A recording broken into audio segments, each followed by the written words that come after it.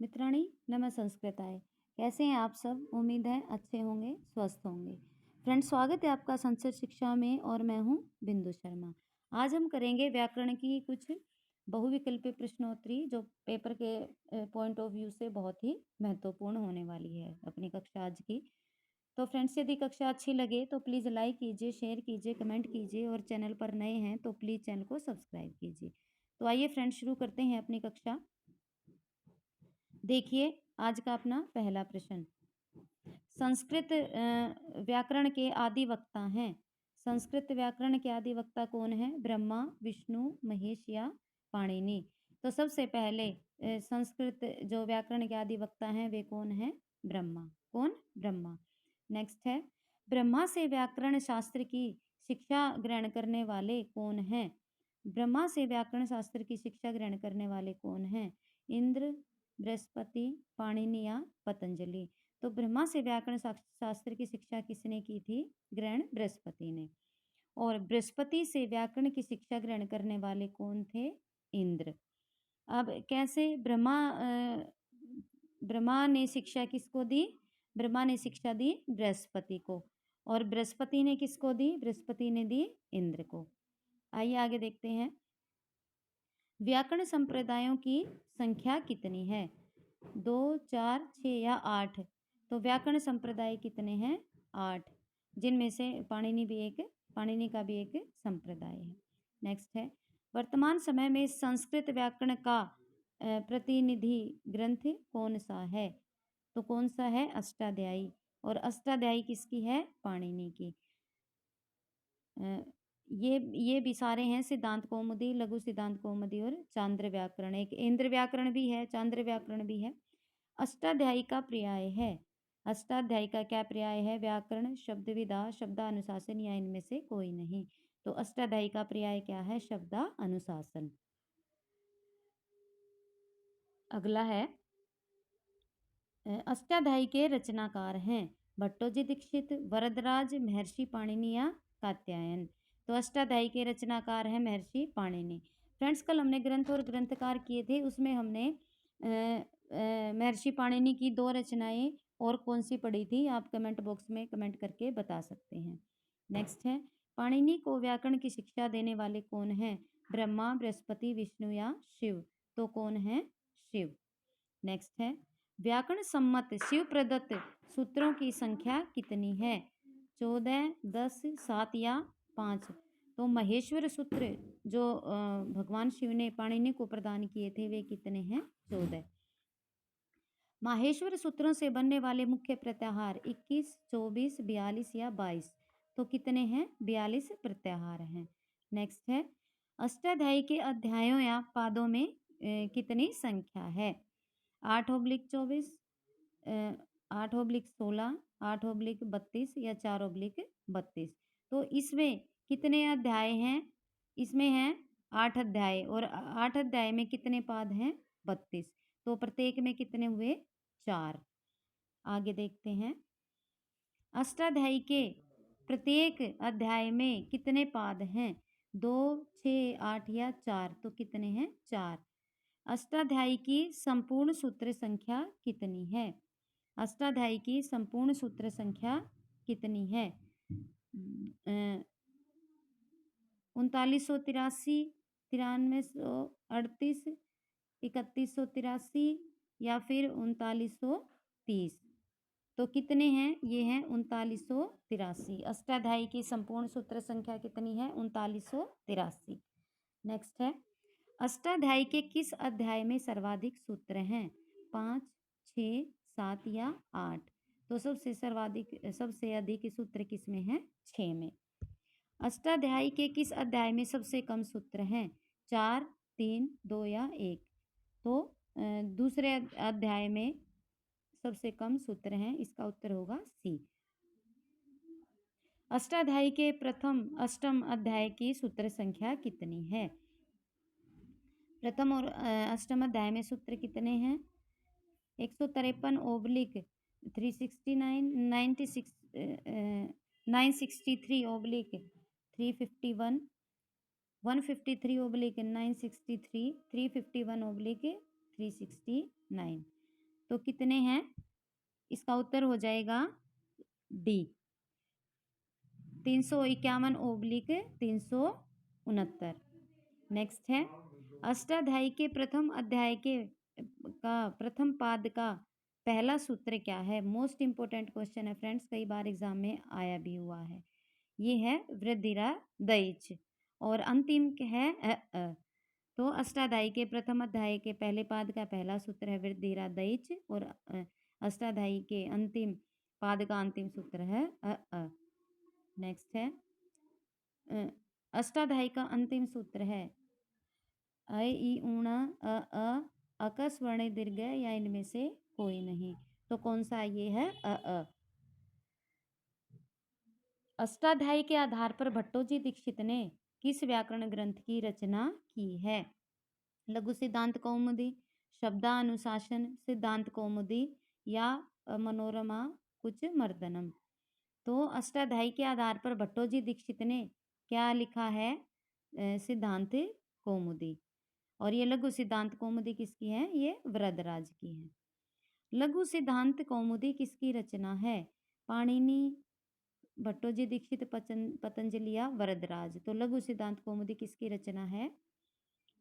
ये है वरदराज की। अष्टाध्यायी पर वार्तिक लिखने वाले हैं कात्यायन, वरदराज, पतंजलि या पाणिनि। तो इनको वार्तिकार भी कहा जाता है कात्यायन को और वररुचि भी कहा जाता है। नेक्स्ट है व्याकरण महाभाष्य के प्रणेता हैं क्षेमेंद्र, कात्यायन, भर्तृहरि या पतंजलि। तो महाभाष्यकार कौन है? पतंजलि। और इनको शेषनाग का अवतार भी माना जाता है। किसको? पतंजलि को। नेक्स्ट है त्रिमुनि से संकेतित आचार्य हैं ब्रह्मा, विष्णु, महेश, सनक, सनंदन, सनातन, पाणिनि, कात्यायन, पतंजलि या नारद, वशिष्ठ और विश्वामित्र। तो व्याकरण के त्रिमुनि है पाणिनि, कात्यायन और पतंजलि। अगला है वेद पुरुष का मुख कहलाने वाला वेदांग है। तो कौन है ये? ज्योतिष, छंद, निरुक्त और व्याकरण। तो मुख किसको कहा जाता है? वेद पुरुष का मुख ये व्याकरण को कहा जाता है। और छंद पादौ तु वेदस्य, छंद पादौ तु वेदस्य। और ज्योतिष है नेत्र, ज्योतिष को क्या कहा गया है? नेत्र। और निरुक्त क्या है? निरुक्त है घ्राण, कान। निरुक्त क्या है? कान। नेक्स्ट आदि भाषा वैज्ञानिक रूप में विख्यात व्याकरण है। कौन है? पाणिनि, रावण, पतंजलि या पिंगल। तो आदि भाषा वैज्ञानिक के रूप में प्रख्यात व्याकरण कौन है? ये है पाणिनि। कौन? पाणिनि। कात्यायन के अनुसार व्याकरण के प्रयोजन हैं 13, 5, 128 या इनमें से कोई नहीं। तो कितने प्रयोजन हैं? व्याकरण के प्रयोजन है 5। पतंजलि के अनुसार व्याकरण के प्रयोजन कितने हैं? 5, 36, 13 या इनमें से कोई नहीं। तो कितने हैं? पतंजलि के अनुसार व्याकरण के प्रयोजन हैं 13। नेक्स्ट क्वेश्चन है व्याकरण शब्द की व्युत्पत्ति है विशेषण व्याकरणम, विकृतिम नयन्ति, वेदांगम नयन्ति या व्याक्रियन्ते शब्दा अनेन इति व्याकरणम। तो व्याकरण शब्द की उत्पत्ति है व्याक्रियन्ते शब्दा अनेन इति व्याकरणम। नेक्स्ट है वैदिक और लौकिक व्याकरणों में सरलतर है वैदिक व्याकरण, लौकिक अलौकिक व्याकरण, लौकिक व्याकरण या इनमें से कोई नहीं। तो वैदिक व्याकरण सब में सरलतर है। अगला है धातु पाठ में गणों की संख्या कितनी होती है? 5, 10, 15 या 20। तो धातु पाठ में गण कितने होते हैं फ्रेंड्स? 10। नेक्स्ट है धातु पाठ का प्रथम गण है अदादि गण, चुरादि गण, भवादि गण या रुदादि गण। तो कौन सा है इसमें? धातु पाठ का प्रथम गण कौन सा है? ये है भवादि गण। कौन सा? भवादि गण। धातुओं में अंतिम गण है भवादि गण, अदादि गण, स्वादि गण या चुरादि गण। तो कौन सा है सबसे अंतिम? चुरादि गण। और प्रथम कौन सा है? भवादि और अंतिम चुरादि। नेक्स्ट है धातु रूप विधायक प्रत्यय है तिंग, सुप, तद्धिक या इनमें से कोई नहीं। तो प्रश्न नंबर 33 का उत्तर होगा ए। तो क्या है? तिंग। धातु रूप विधायक सूत्र है तिंग और शब्द रूप विधायक सुप। आगे देखते हैं धातुओं से संबंध लकार कितने हैं? 5, 10, 12 या 14। तो धातुओं से संबंध कितने लकार हैं? 10। नेक्स्ट है वह लकार जो केवल वेद में पाया जाता है लोट, लिट, लेट या लुंग। तो जो लोट लकार है वो किस में पाया जाता है? जो वो केवल वेदों में पाया जाता है। कौन सा लकार? लेट लकार। आगे वर्तमान काल की विवक्षा में प्रयुक्त लकार है लुट लकार, लंग लकार, लिट लकार या लट लकार। तो ये कौन सा है? ये है लट लकार। नेक्स्ट है परोक्ष अनद्यतन भूतकाल में आने वाला लकार है। परोक्ष अनद्यतन भूतकाल में आने वाला लकार कौन सा है? लिट लकार, लेट लकार, लंग लकार या लोट लकार। तो ये कौन सा हो जाएगा? ये हो जाएगा लिट लकार। नेक्स्ट है अनद्यतन भविष्य काल का बोधक है लिट, लुट, लेट या लोट। तो कौन सा है? ये है लुट लकार। कौन सा? लुट लकार।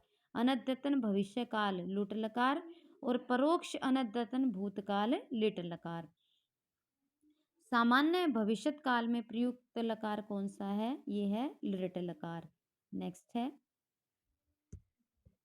अगला प्रश्न देखते हैं विधि एवं प्रेरणा के अर्थ में आने वाला लकार है कौन सा है? लुट, लेट, लृंग या लेटी। तो कौन सा है? लेटी। नेक्स्ट है अनद्यतन भूतकाल का बोधक है लंग लकार, लिंग लकार, लृंग लकार या लुंग लकार। तो अनद्यतन भूतकाल का कौन सा है? ये है लंग लकार। नेक्स्ट है 42 विधि एवं आशी भेद वाला लकार है। विधि एवं आशी वाद वाला भेद वाला लकार कौन सा है? लोट लकार, लिंग लकार, लंग लकार या इनमें से कोई नहीं। तो कौन सा है? ये है लिंग लकार। कौन सा लकार? लिंग लकार। नेक्स्ट है सामान्य भूतकाल की विवक्षा में आने वाला लकार कौन सा है?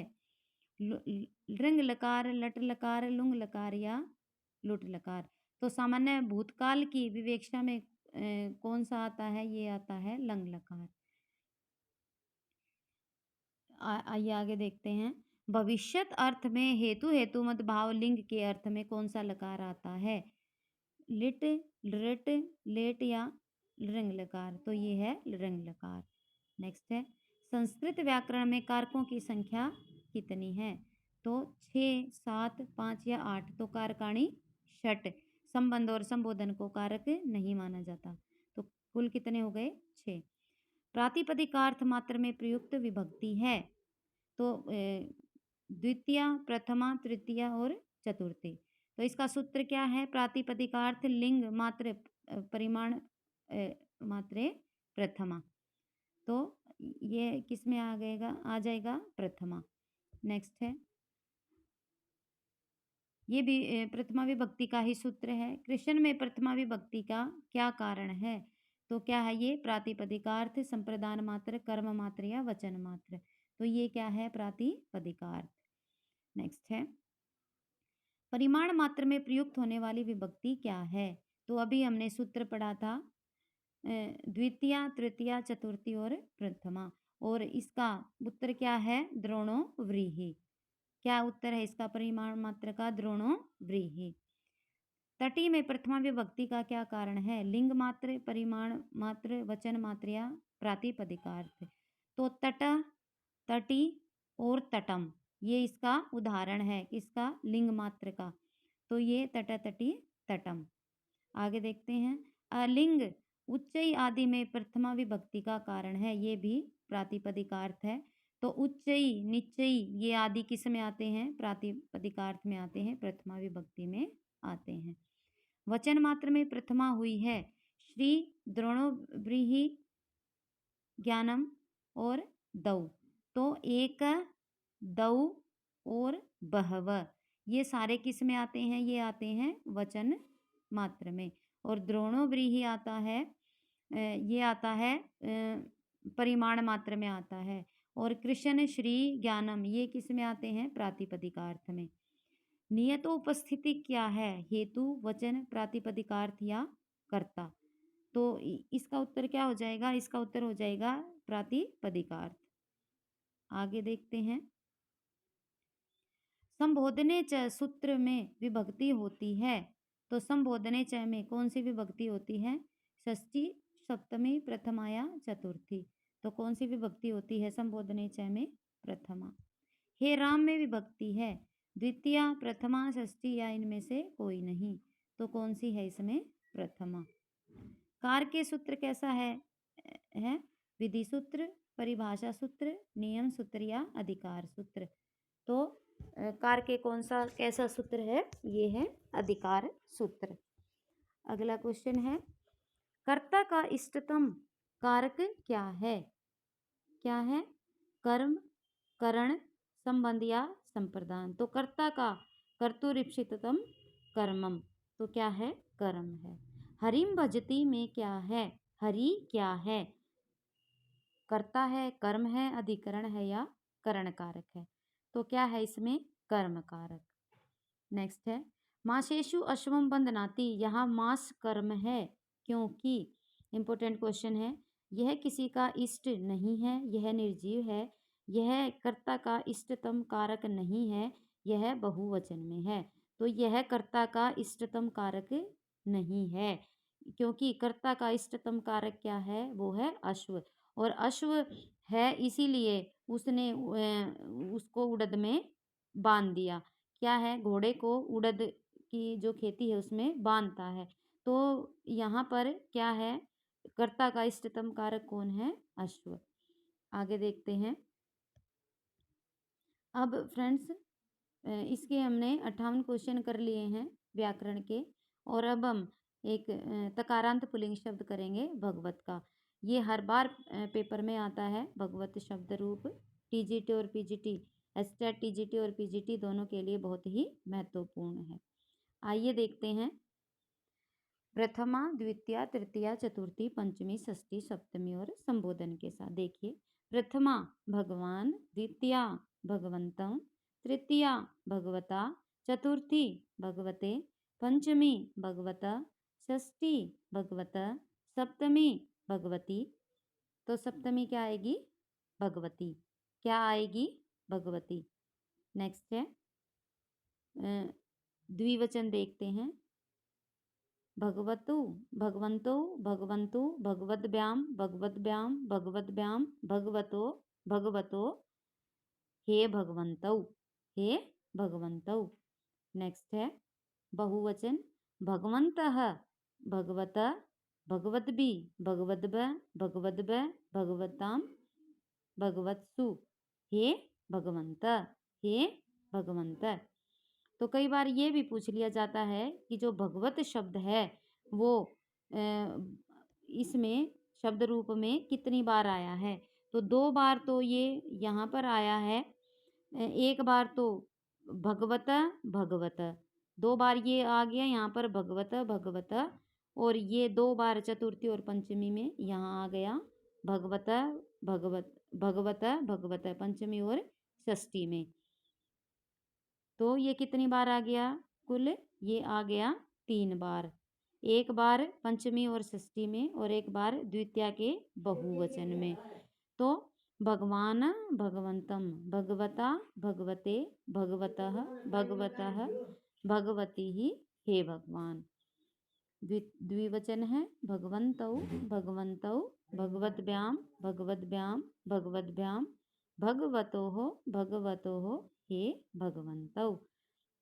बहुवचन है भगवन्त, भगवतः, भगवद्भि, भगवद्भ, भगवद्भ, भगवता, भगवत्सु, हे भगवंत, हे भगवंत। आइए एक बार फिर देख लेते हैं। भगवान, भगवंतम, प्रथमा द्वितीया भगवता भगवते तृतीया चतुर्थी भगवता भगवत पंचमी षष्ठी भगवती सप्तमी हे भगवान हे भगवन संबोधन भगवन्तौ भगवन्तौ भगवद्भ्यां भगवद्भ्यां भगवद्भ्यां भगवतोः हे भगवन्तौ। नेक्स्ट है भगवन्तः भगवत भगवद्भि भगवद्भ भगवद्भ भगवतां भगवत्सु हे भगवंत हे भगवंत। एक बार फिर देख लेते हैं। भगवान भगवंतम भगवता भगवते भगवतः भगवत भगवती हे भगवन भगवान भगवंतम भगवता भगवते भगवतः भगवतः भगवती हे भगवान भगवन्तौ भगवन्तौ भगवद्भ्यां भगवद्भ्यां भगवद्भ्यां भगवतो भगवतोः हे भगवन्तौ भगवन्तः भगवत भगवन्तः भगवत भगवद्भि भगवद् भगवद्भि भगवद्भ भगवद्भ भगवतां भगवतां भगवत्सु हे भगवंत हे भगवंत। तो फ्रेंड्स ये थी अपनी आज की कक्षा। उम्मीद है कि आपको पसंद आई होगी और आपके लिए यूज़फुल होगी। फ्रेंड्स यदि कक्षा ज़रा सी भी पसंद आए तो प्लीज़ लाइक कीजिए, शेयर कीजिए, कमेंट कीजिए और चैनल पर नए हैं तो प्लीज़ चैनल को सब्सक्राइब कीजिए। तो आज के लिए बस इतना ही। मिलते हैं कल एक नई कक्षा के साथ।